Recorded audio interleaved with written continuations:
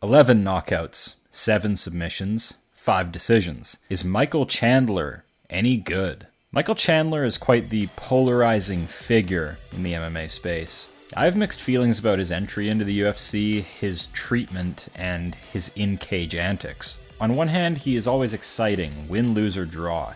He gets you your money's worth, you could say. But also, it's hard to respect someone's career when they get company handouts over and over and over again. But I'm so relieved his rumored fight with Arman Tsarukyan didn't go through as planned. That was genuine corruption at work. I'll try my best not to deviate from the analysis on this one and dive into the filthy company bias this man gets. Let's take a look at fight style, strengths, weaknesses, UFC career to come to our verdict. Michael Chandler, a pure athlete who forces strength contests. Michael Chandler developed crazy athleticism from amateur wrestling. This has been his bread and butter for competing in MMA and is sort of the foundation of his style. He'll crash the pocket with heavy straight punches or strength-based takedowns and slams.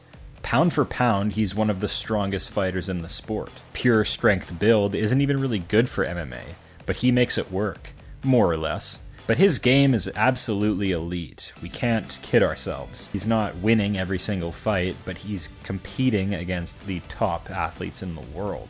My good faith take on Michael Chandler is that he leaped in with the Sharks, came close to getting that title, but ultimately fell short. And now he's just here for one more fun one, it seems, before he calls it a career. Strengths: great athlete, great power, commits fouls. Weaknesses: stupid, enjoys brawling. Best performance is against Dan Hooker. What I can't understand is why Chandler can't just recreate this stunner of a performance against anybody else. Crazy feints and pressure from the opening bell. He has Dan biting on everything, playing at a safe range, staying mobile, ducking and slipping counters, and then just drops the perfect bomb and closes the show. I guess sometimes the stars just align because he wasn't able to recreate anything like this performance ever again. But my theory is this: Dan Hooker is used to sparring bigger guys like Adesanya, and locking down a shorter fighter as fast as Mike Chandler was really difficult for him. Yeah, I think I'll go with that. But what do you think? Most fun fight was against Dustin Poirier. This fight does not require any explanation. It's free on YouTube, you can go watch it. And Chandler looked good until he fell back on what he knows best. Big, unnecessary takedowns like, dude, just keep bombing away, it's working. Notable wins include Dan Hooker, Tony Ferguson, Eddie Alvarez over at Bellator, and his losses of Charles Oliveira, Dustin Poirier, Justin Gaethje. I mean, look at this strength of schedule. You have to commend this.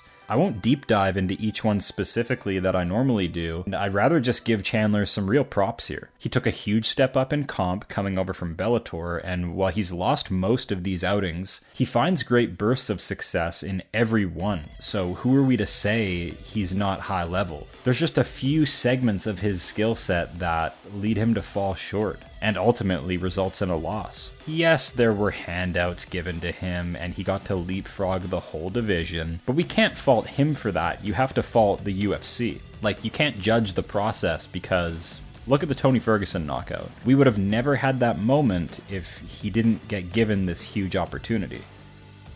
So yeah, the UFC engages in a lot of unfair, or you could call it ruthless, business practices, but they know what they're doing, okay? They grow their business by making fights. They aren't always trying to do what's right or make you happy. Strike accuracy, 50%. This is baseline.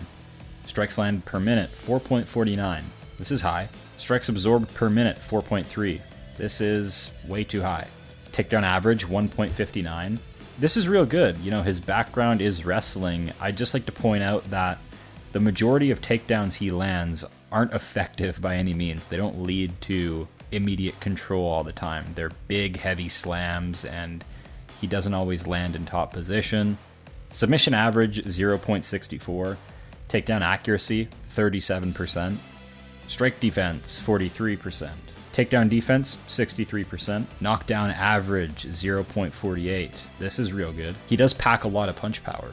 Average fight time, 9 minutes, 18 seconds. I would consider Chandler kind of an off-tank, you know. He does get banged up in his fights, but, you know, there's no quit in him. He does recover very fast. Like the Justin Gaethje uppercut, managed to not get finished in that spot. Against Charles Oliveira, he did get put away, but for the most part, he recovers well. And this is how Michael Chandler is most likely to win a fight. Pretty much only looking for the KO at this point in his career. He's got submissions before, but make no mistake, he's looking to trap you against the cage and land that big shot that puts you away. And now for the verdict. Michael Chandler wasn't needed in the lightweight division.